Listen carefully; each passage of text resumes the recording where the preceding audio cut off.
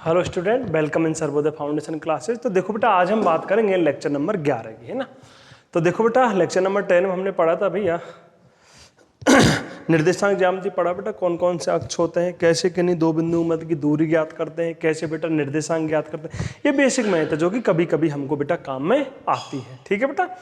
तो इस चीज को लेकर बेटा बिल्कुल ही अपन को निश्चिंत रहना है ना, कि ये अपन की क्या है, बेसिक मैथ है बेटा, और बेसिक मैथ ही हमें काम में आती है बेटा, है ना।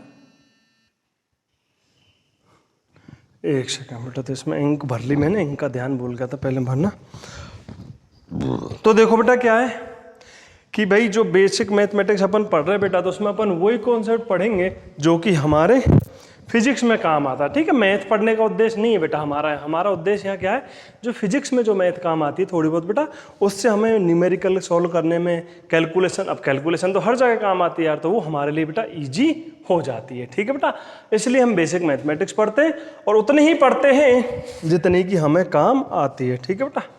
तो निर्देशांक ज्यामिति में भैया हमने बताया कि बेटा कितनी अक्ष होती हैं, 3 अक्ष होती हैं, एक्स अक्ष, वाई अक्ष और जेड अक्ष, ठीक है बेटा। उसके बाद जो हमने बात की भैया कि उनसे हम उनके निर्देशांक कैसे ज्ञात करते हैं, तो कैसे ज्ञात करता है कि जो बिंदु दे रखा है उससे एक्स अक्ष और वाई अक्ष पर बेटा क्या डालते हैं, हम परस्पर लंब डालते हैं, और उसके बाद हम आसानी से हम उनके निर्देशांक ज्ञात कर सकते हैं ना। और किन्हीं दो बिंदुओं मध्य की दूरी ज्ञात करने के लिए हम क्या करते हैं, पहले तो एक्स अक्ष पर दूरी ज्ञात करेंगे, तो अंतिम स्थिति माइनस प्रारंभिक स्थिति, यार ऐसे ज्ञात करते हैं। जो मूल बिंदु हमने देखा था भैया एक्स अक्ष पे, तो एक्स अक्ष पर दूरी x2 माइनस x1 और y अक्ष पर दूरी y2 माइनस y1। अब x2 माइनस x1 और y2 माइनस y1 ये परस्पर क्या होते हैं, लंबत होते हैं, क्योंकि x और y अक्ष परस्पर लंबत होती हैं। तो दो बिंदु मध्य की जो दूरी होगी, लंबत दूरी बेटा अपन क्या बन जाता है, समकोण त्रिभुज बन जाता है। तो अंडर रूट ऑफ क्या हो जाएगा, x2 माइनस x1 का whole square plus y2 minus y1 का होल स्क्वायर, जो अपन लास्ट क्लास में पढ़ सके। उस तरह दो बिंदुओं के मध्य की दूरी ज्ञात कर सकते हैं। और हमने क्या ज्ञात की थी बेटा, प्रवणता ज्ञात की थी। प्रवणता क्या होती है, किन्हीं दो बिंदुओं को मिलाने वाली रेखा एक्स अक्ष के साथ जितना कोण बनाती है उसकी स्पर्श ज्या यानी tan थीटा क्या कहलाता है भैया, हमारी प्रवणता कहलाता है। तो tan थीटा क्या आया था हमारा बेटा, ध्यान हो तो आपको ध्यान होगा बेटा, tan थीटा इक्वल टू आया था y2 minus y1 upon x2 minus x1, ठीक है बेटा। तो ये हमारी प्रवणता आई थी बेटा, ठीक है। अच्छा, तो अब देखो बेटा, इससे रिलेटेड हम कुछ न्यूमेरिकल देखते हैं, है ना। 3-4 न्यूमेरिकल देखते हैं इनसे रिलेटेड। तो देखो बेटा,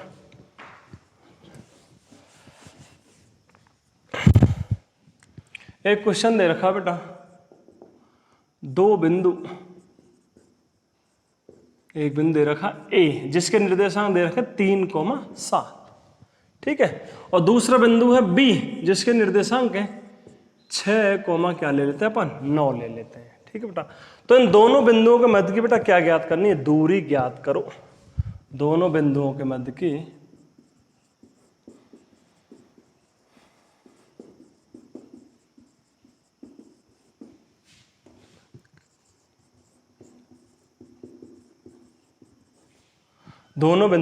की दूरी ज्ञात करो, ठीक है बेटा।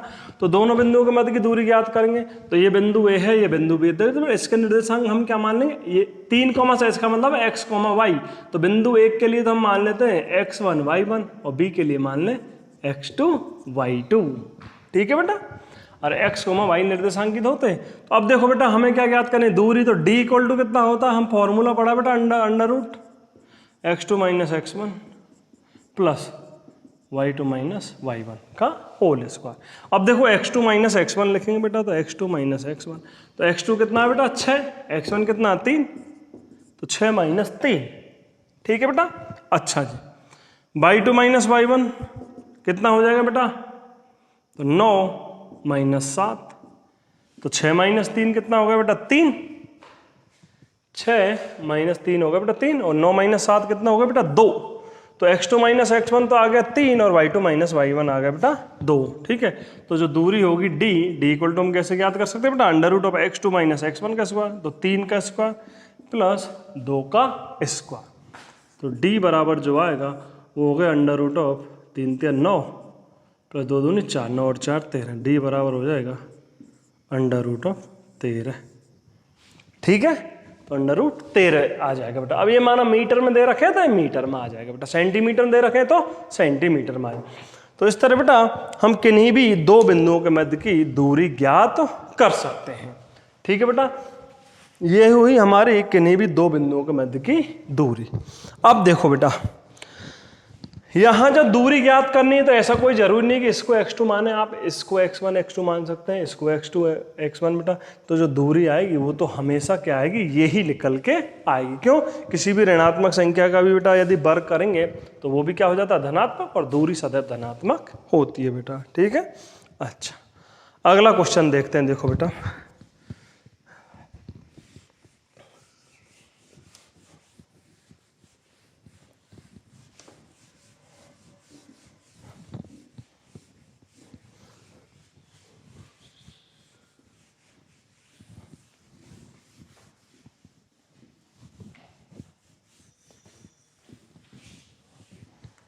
अब बेटा दो बिंदु दे रखे हैं, एक बिंदु ए, दूसरा है बी।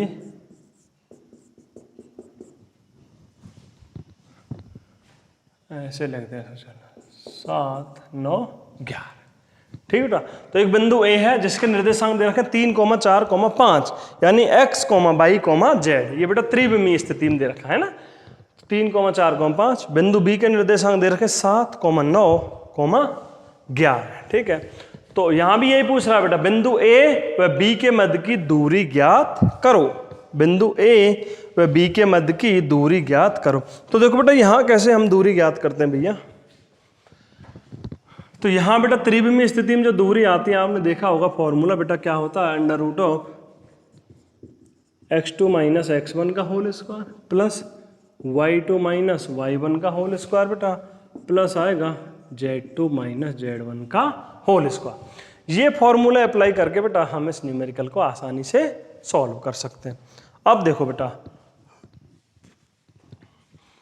इस एक को हम तो इसको मान लें x1, ये y1 और ये z1, x2 y2 और z2। ठीक है, अब देखो बेटा x2 माइनस x1 कितना आ जाएगा बेटा, 7 माइनस 3 कितना हो जाएगा बेटा, 4 हो जाएगा भैया जी। कितना हो जाएगा, 4। उसके बाद 9 y2 माइनस y1, तो कितना हो जाएगा y2 माइनस y1 बेटा, 9 माइनस 4 कितना, 5। z2 माइनस z1 11 माइनस 5, तो कितना हो जाएगा, 6। 11 माइनस 5 हो जाएगा बेटा 6। ठीक है बेटा, अब देखो भैया इनकी वैल्यू लिख दें बेटा, तो डी की वैल्यू आ जाएगी 4 स्क्वायर प्लस 5 का स्क्वायर प्लस 6 का स्क्वायर। ठीक है, तो d इक्वल टू जो आएगा वो होगा √16 प्लस 25, 4 चौक 16, 5 25, और बेटा 6 कितने हो गए, 6 6 36 हो जाएंगे बेटा। ठीक है, जोड़ सकते हैं इनको, तो कितना आ रहा है देखो बेटा, जोड़ेंगे 6 5 11, 6 से 12 5 17 है ना, और ये होगा बेटा 3 2 5 और 1 6 और 1 7, तो कितना आ जाएगा, √77 आ जाएगा बेटा। ठीक है, कितना आ जाएगा, √77 आ जाएगा बेटा। ठीक है,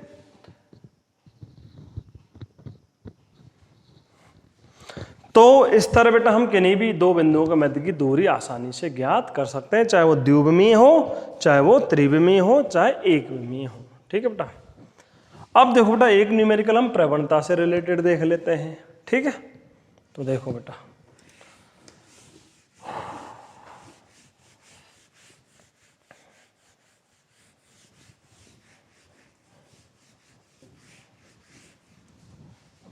बेटा गर्मी बहुत पड़ रही है बेटा, कभी वीडियो बनाओ, गर्मी तो लगती है बेटा, क्योंकि फैन बंद रखना पड़ता है, और फैन बंद होने से बेटा सब कुछ ही बंद रहता है।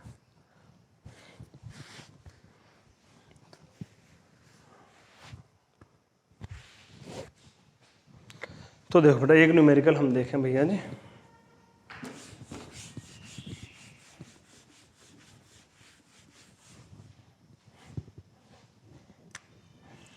दो बिंदु ए कोमा बी, ए दे रखा 3,4, बी दे रखा है 6,7। तो बिंदु ए व बी को जोड़ने वाली रेखा की प्रवणता ज्ञात करो। बिंदु बी को जोड़ने वाली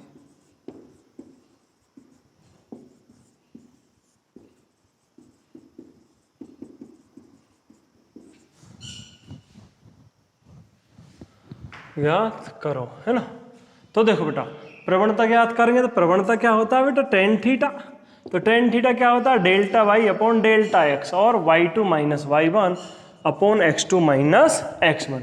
तो इस फॉर्मूले से बेटा हम प्रवणता ज्ञात करो सकते हैं। तो वही कहानी बेटा, ये पहला बिंदु है तो x1 y1 x2 y2, अब तो पता चल गया बेटा आपको, ठीक है। तो हम यहाँ लिखें बेटा इसको, तो y2 माइनस y1 तो 7 माइनस 4 बटे 6 माइनस 3, और 7 माइनस 4 कितना हो जाएगा 3, 6 माइनस 3 में कितना 3, 3 से 3 कटेगा 1, तो टेन थीटा इक्वल टू कितना आ जाएगा बेटा 1। तो प्रवणता तो कितनी आ जाएगी 1। कोई कोण पूछ रहे तो टेन थीटा कहाँ होता है 1, 45 डिग्री पे, तो कोण भी हम लिख सकते हैं। तो उसको लिखने का तरीका होता है बेटा theta equal to tan inverse 1, ऐसे लिखते हैं इसको बेटा, है ना। थीटा के लिए इनवर्स लगा के, है ना, वो घात तो ऐसा लगता है ना भाई, थीटा के लिए माइनस होते पर उसको माइनस भाई 1/10 हो जाएगा, तो बेटा उसको टेन इनवर्स करके लिखते हैं इस तरह ना, ये तरीका होता है लिखने का। तो इस तरह बेटा हम किसी भी रेखा की प्रवणता आसानी से ज्ञात कर सकते हैं। अब देखो बेटा एक और न्यूमेरिकल कर लें, किन्हीं दो बिंदुओं के मध्य की दूरी ज्ञात करने के लिए बेटा, तो एक ऐसा ले लेते हैं जिसमें क्या है ऋणात्मक चिन्ह आ रहा हो।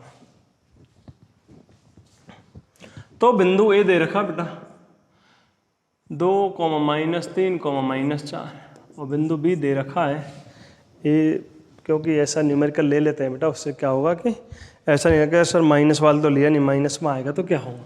और बिंदु बी दे रखा हमें 3, 5, 6, इस तरह हम मान लेते हैं बेटा इसको, ठीक है। तो बिंदु ए दे रखा बेटा 2, -3, -4, और बी दे रखा 3, 5, 6। अब माइनस का मतलब क्या है बेटा, समझ रहे हैं कि भाई जो मूल बिंदु होता है ना इधर, तो एक्स अक्ष पे ये 0, 1, 2, 3, 4, 5, इधर -1, -2, तो मूल बिंदु के बाईं ओर जो होते हैं बेटा वो माइनस होते हैं ना। तो यहाँ बेटा इस स्थिति में जो भी वैल्यू उनको चिन्ह सहित लिख देते हैं। कैसे लिख देते हैं बेटा, हम चिन्ह सहित लिख देते हैं। तो देखो बेटा बिंदु ए व बी के मध्य की दूरी ज्ञात करो, कि मध्य की दूरी हमको ज्ञात करनी है बेटा, ठीक है। तो ये क्या हो जाएगा बेटा x1, ये हो जाएगा y1, ये हो जाएगा z1, ये हो जाएगा x2, y2 और z2, ठीक है। तो हमें क्या ज्ञात करनी है बेटा, दूरी। तो दूरी क्या होगी, d equal to under root of x2 minus x1, y2 minus y1, z2 minus z1 का स्क्वायर, यही फॉर्मूला बेटा। क्या क्या आ जाएगा, होल अंडर रूट आ ही रहा बेटा, ठीक है। अब देखो x2 माइनस x1, तो x2 कितना 3 -2 बराबर 1, y2 माइनस y1, तो y2 माइनस y1, तो y2 माइनस y1, y2 कितना है 5 माइनस y1, तो कितना -3, माइनस माइनस प्लस, 5 और 3 8, z2 minus z1 6 minus -4 plus हो जाएंगे 10, ठीक है। तो d इक्वल टू जो आएगा वो हो जाएगा under root of x2 minus x1 square, तो 1 का स्क्वायर 8 का स्क्वायर प्लस 10 का स्क्वायर, तो कितना हो जाएगा बेटा d इक्वल टू 1 का स्क्वायर 1 64, 10 का कितना बेटा 100, तो कितना आ जाएगा d equal to under root 165। तो इस प्रकार बेटा हम किन्हीं भी दो बिंदुओं के मध्य आसानी से दूरी ज्ञात कर सकते हैं, उसकी प्रवणता ज्ञात कर सकते हैं ना बेटा, कोण ज्ञात कर सकते हैं। ये हमारा बेटा निर्देशांक। तो निर्देशांक ज्यामिति में बेटा हमने जो पढ़ा वो क्या पढ़ा बेटा, कि कैसे भैया अक्षों की सहायता से हम ब्रह्मांड में उपस्थित किसी वस्तु के निर्देशांक ज्ञात कर सकते हैं। भाई जो बिंदु दे रखा उससे क्रम से x अक्ष और y अक्ष पर क्या डाल देते हैं, लंब डाल देते हैं, जिससे हमें उसके निर्देशांक प्राप्त हो जाते हैं। और किन्हीं दो बिंदुओं मध्य की दूरी ज्ञात करने के लिए x2 minus x1 plus y2 minus y1 का अंडर रूट, है ना। और यदि z भी है तो x2 माइनस x1 का whole square plus y2 minus y1 का whole square plus z2 minus z1 का होल स्क्वायर का होल अंडर रूट, उससे बेटा हम दूरी ज्ञात कर सकते हैं, ठीक है बेटा। तो ये जो बात हुई बेटा, ये हमारी बात हुई बेटा किसके बारे में, निर्देशांक ज्यामिति के बारे में। ठीक है बेटा, तो ये बेसिक मैथमेटिक्स में हमारी निर्देशांक ज्यामिति हो गई। निर्देशांक ज्यामिति बेटा हमें यहाँ पर हमने यहाँ पर वही पढ़ी है जो हमारी बेसिक मैथमेटिक्स में काम आती है, उससे ज़्यादा फालतू की बातें हमें नहीं करनी है बेटा। ठीक है, जो फिजिक्स में काम आते हैं। अब बेटा हम बात करेंगे बीज गणित की बात करेंगे। किसकी बात करेंगे बेटा, बीज गणित। तो देखो बात करते हैं, मैं इसमें इंक और भर लेता हूँ बेटा थोड़ी सी।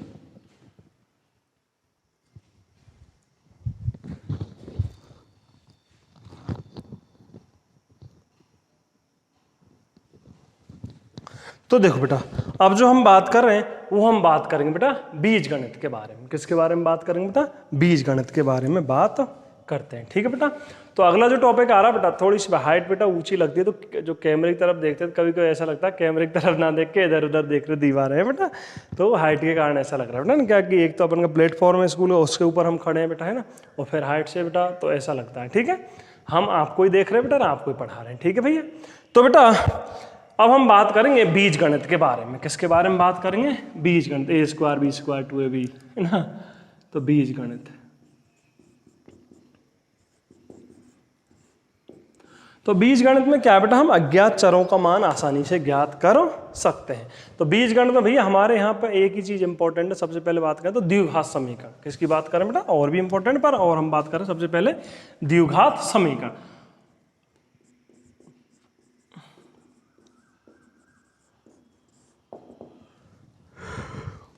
द्विघात समीकरण, तो द्विघात समीकरण क्या होता है, देखो बेटा हम जानते हैं द्विघात समीकरण क्या है, ऐसा समीकरण जिसमें चर की अधिकतम कितनी घात होती है बेटा, 2 घात होती है, उसे हम द्विघात समीकरण कहते हैं। ठीक है, तो द्विघात समीकरण का जो मानक रूप होता है बेटा वो होता है ax² + bx + c बराबर 0। क्या रूप होता है बेटा, ax² + bx + c बराबर 0। तो द्विघात समीकरण क्यों बोला बेटा, यहाँ x चर है तो इसकी अधिकतम घात कितनी है बेटा, 2 है। ठीक है बेटा, यहाँ a ये हमारे क्या होते हैं बेटा, नियतांक होते हैं। ये हमारे क्या होते हैं बेटा, नियतांक होते हैं। ठीक है बेटा, अच्छा अब द्विघात समीकरण के बेटा कितने मूल हो सकते हैं, 2 मूल हो सकते हैं। नॉर्मल बात करें बेटा, आपने यही पढ़ा है भाई 2 घात तो 2 मूल। ठीक है, तो द्विघात समीकरण का जो अपन मूल ज्ञात करते हैं वो किस फॉर्मूले से ज्ञात करते हैं बेटा, इसका मूल माना x है, तो x का मान कैसे आता है, -b plus minus √b² - 4ac upon 2a। तो इस फॉर्मूले से बेटा हम क्या है, इस द्विघात समीकरण के क्या ज्ञात कर सकते हैं बेटा, मूल ज्ञात कर सकते हैं। ठीक है, इससे भी कर सकते हैं, गुणनखंड विधि से भी कर सकते हैं, वो तो आप पे आते होंगे यार, मूल तो एक ऐसी बात है सब पे आते होंगे, पर यहाँ आए बेटा तो अपन को देखना इनको जरूर है। तो इस फॉर्मूले से बेटा हम क्या कर सकते हैं, द्विघात समीकरण के मूल ज्ञात कर सकते हैं। अब माना इसके 2 मूल आएंगे, तो पहला मूल बेटा माना x1 है, तो x1 = कितना आ जाएगा बेटा, तो -b, एक बार यहाँ क्या ले बेटा प्लस ले लेते हैं, और एक बार हम यहाँ क्या ले लेते हैं बेटा, माइनस ले लेते हैं। तो -b plus √b² - 4ac upon 2, एक बार तो ये ले लिया बेटा। x2 के लिए क्या ले लेंगे, यहाँ एक बार प्लस ले लिए, एक बार माइनस, तो -b, ऐसा कोई जरूर नहीं, कोई सा मान सकते हैं ना, minus √b² - 4ac upon 2a। ठीक है, b² - 4ac अपॉन 2a, ये हमारा कौन आ जाएगा, x2 आ जाएगा बेटा। ठीक है, तो x1 x2 के मान हम इस समीकरण से ज्ञात कर सकते हैं, और बेटा हम गुणनखंड विधि से भी ज्ञात कर सकते हैं। ठीक है, अब देखो बेटा दोनों मूलों को यदि जोड़ दें हम, तो x1 + x2, तो ये कितना आएगा, -b/a के बराबर आ जाएगा बेटा। यदि दोनों मूलों को हम जोड़ दें तो किसके बराबर आ जाता है बेटा, -b/a के। और यदि दोनों मूलों को गुणा कर दें, हमारे इस नहीं ना, दोनों मूलों को गुणा कर दें तो कितना बेटा, c/a, कितना आ जाएगा, c/a आ जाएगा बेटा। ठीक है, और भी हैं बहुत सारे, पर बेटा अपन के बेसिक मैथमेटिक्स में इतने भी काम में नहीं आते, कोई 22 लाख काम में आते हैं कहीं कहीं बेटा, तो अपन तो उतना ही पढ़ेंगे। फिर बता रहा हूँ, कोई सोचे अरे सर x1/x2 भी सर याद कर सकते हैं क्या, फला भी याद कर सकते हैं बेटा, तो ये बेसिक मैथमेटिक्स है बेटा, जितनी हमारे फिजिक्स में काम आती है उतनी हम पढ़ते हैं बेटा। हम मैथ नहीं पढ़ते, अपन क्या पढ़ेंगे, फिजिक्स पढ़ेंगे, लेकिन कुछ जो बेसिक मैथ काम आती है तो जितनी काम आती है उतनी हम पढ़ते हैं। तो ये हुआ बेटा द्विघात समीकरण, ax² + bx + c बराबर 0। इसके जो बेटा हम मूल ज्ञात करते हैं तो वो कैसे ज्ञात कर सकते हैं बेटा, x = -b plus minus √b² - 4ac upon 2a। ठीक है बेटा, पहला मूल ज्ञात करेंगे तो एक बार माना प्लस ले लिया, दूसरी बार क्या ले लेंगे, माइनस ले लेंगे बेटा, तो इससे हम इसके दोनों मूल ज्ञात कर सकते हैं। उसके बाद बेटा दोनों मूलों का जो योग होता है माइनस बी अपॉन ए के बराबर होता है। बी और सी ये जो है बेटा हमारे क्या नियतांक है ना, और x1 इंटू x2 जो होता है बेटा वो c अपॉन ए के बराबर होता है। तो ये हमारे वो बेटा द्विघात समीकरण। तो द्विघात समीकरण क्या होता है, कैसे उसके मूल हम ज्ञात कर सकते हैं बेटा, ये चीज़ हमने पढ़ी भैया जी। ठीक है, अब देखो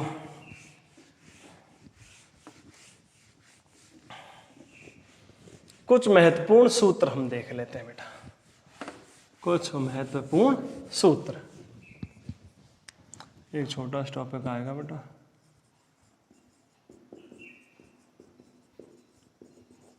सूत्र।